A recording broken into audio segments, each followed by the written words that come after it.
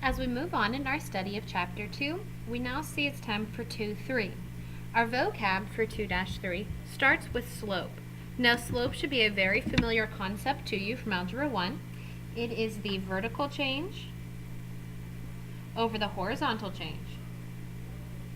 Now, you probably know the two R words, that it's the rise over the run.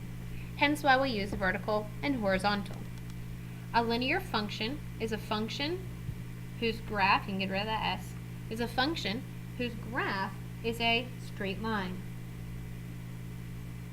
A linear equation is how to represent it using like x and y. The y-intercept is where it crosses the y-axis. Important thing to remember that x is 0. The x-intercept is where the line crosses the x-axis. Important concept, y is 0. Slope-intercept form, you need to know is y equals mx plus b, and you do need to know it by name. M is the slope, and b is the y-intercept. This is all review from Algebra 1, so hopefully you're good to just start and try a few together. What is the slope, the line that passes through the two given points? Alright, so the only thing they want is slope. We should probably make sure that we define the equation for slope. The equation for slope is, let's write it up here by the definition of slope, m equals y2 minus y1 over x2 minus x sub 1. Now, if you have trouble remembering that the y's go on the top, you do know that that is rise over run. To help you remember that the y's go on the top, picture a 2-year-old saying the word rise. He wouldn't say his r's very well. He would say y's over 1. So hopefully you can help. If you say the word rise like a 2-year-old, you'll say y's. And then you can remember that the y's are on the top. So let's go to problem 1a. M equals, take your two y values, I'll put them in a circle, 7 and 4. I draw my skeleton first, so I draw a fraction with two minus signs, and then I put in my y values, 7 minus 4 over, now the x values, negative 3 minus negative 2. The bottom turns into a plus, and the top is 3, the bottom is negative 1. You will always reduce when possible. You will get a negative 3 for your slope. Moving on to problem 2. We are going to talk about writing a linear equation. Part A, what is the equation of the line where m is 1/5 and the y-intercept is 0, negative 3? Well, here's m, and this y value is b. So when we do y equals mx plus b, because that's what they want, is the equation, we do y equals 1 over 5x plus negative 3 or minus 3. Either one. I'm actually going to write both, so you know it really doesn't matter. I really like the second one better. Alright, problem 2. What is the equation of this line? Well, the easiest thing to find with y equals mx plus b is always the y-intercept. So I'm going to draw a line, and I'm going to say find b first. Okay, go to your equation. Here's the y-axis. The y-intercept happens at 4. So I know that it's going to be y equals something x plus 4. Now I need to find out what the slope is. The slope is how far down and how far right it goes. So I'm going to find where my line crosses the next grid intersection. Okay, so I'm going to go down. See how like these come together at corners? You need to find the next corner. So that's not a corner. That's not a corner. It hits perfectly right where my pen is. I'm going to draw a big dot there. I'm going to write hits here. Hits at this corner. So we have to count how many that went. It went down. It went down 3, so negative 3, that's the rise, negative 3 over, and it ran to the right 1. So my slope is negative 3 over 1, which reduces to negative 3. And that goes right here by the x. You might want to replay that video. Students tend to have trouble with that. You would just want to make sure you go from one grid crossing to another. Problem 3. Making an equation into slope-intercept form. Remember, slope-intercept form is y equals mx plus b. So whenever it asks you to do that, your whole goal is to solve for y. That's your whole goal, solve for y. Okay, write the equations to slope-intercept form. What's the slope and the y-intercept? So the first thing I'm going to do is minus 5x. I'm going to bring down the negative 4y equals negative 5x plus 16. Please do not make that 11x. I'm going to put a star here and write not 11x because the 5 has an x and the 16 doesn't. Divide by negative 4.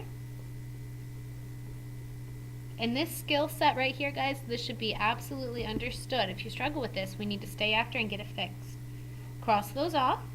Y equals a negative over a negative turns into a positive 5 over 4x. A positive over a negative, 16 divided by 4, is minus 4. That's in y equals mx plus b. They asked us to state the slope, in this case 5 over 4. They asked us to state the y-intercept, in this case negative 4. Part B. The first thing I'm going to do is clear your fractions. In order to clear your fractions, you multiply by the common denominator. In this case, I multiply by a 4. So I'll distribute my 4 in. And I get, let's see, 4 times negative 3 over 4 is negative 3x plus 4 times positive 1 over 2 is 2y. 4 times negative 1 is negative 4. Now I will take over the 3x by adding it. Bring down the 2y. Bring down the positive 3x. Bring down the minus 4.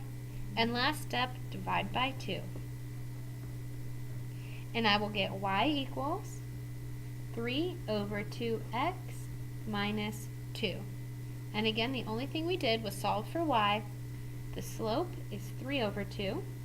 The y-intercept is negative 2. If you struggled with that, please pause the video and watch me solve that one more time.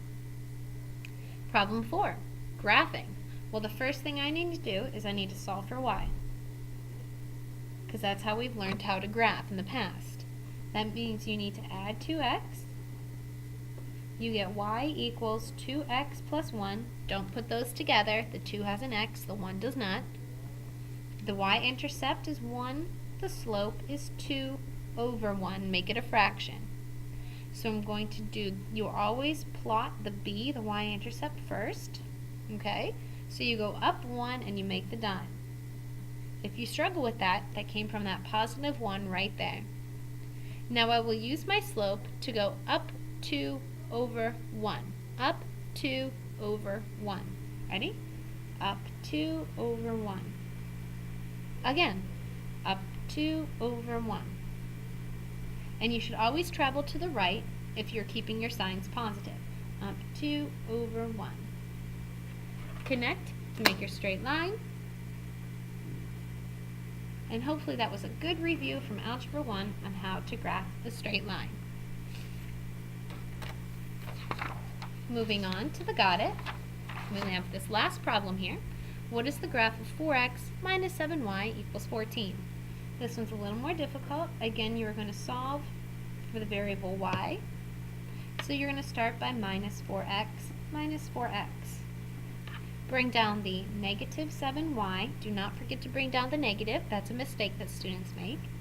Equals negative 4x plus 14. Don't put the 14 and the 4x together because they're not like terms. Divide by negative 7 on everything. Cross off the 7's and get y equals negative 4 over negative 7 makes positive 4 over 7x. Positive 14 divided by negative 7 makes minus 2. You will always plot your y-intercept first. In this case, it is b. And I will go down negative 2, and that came from right here, the end of the equation, y equals mx plus b. So I go down 2 and I make a dot. Now I need to know where to go from there. That comes from my slope of 4 over 7.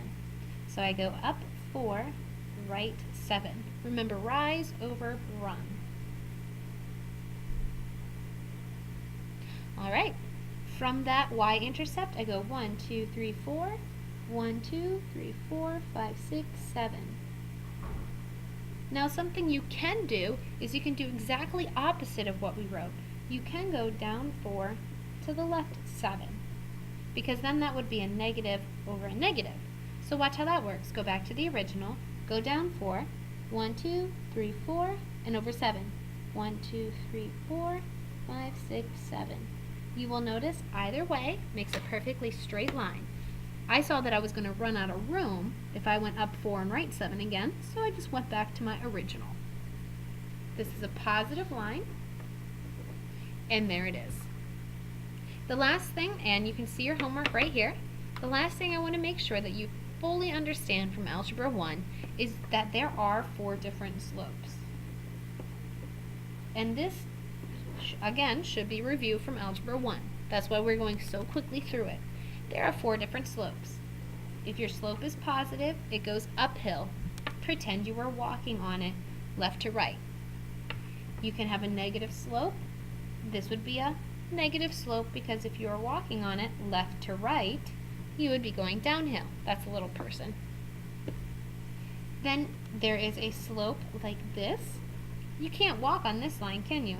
You'd fall off. Alright, that is what we call an undefined slope. What would that look like as a fraction? This would be when your denominator would be 0, because you can't divide by 0. So that is the undefined slope. And the last slope is my favorite setting on a treadmill. It's the slope of 0. And just picture yourself walking on this line. It's a perfect no slope line. It's the slope of 0. What would this look like as a fraction? This time the numerator would be 0. Okay? So these are our typical slopes, positive and negative. These are our special slopes, undefined and 0. Okay, come back, make sure you noted any questions that you have so you can ask them when we return.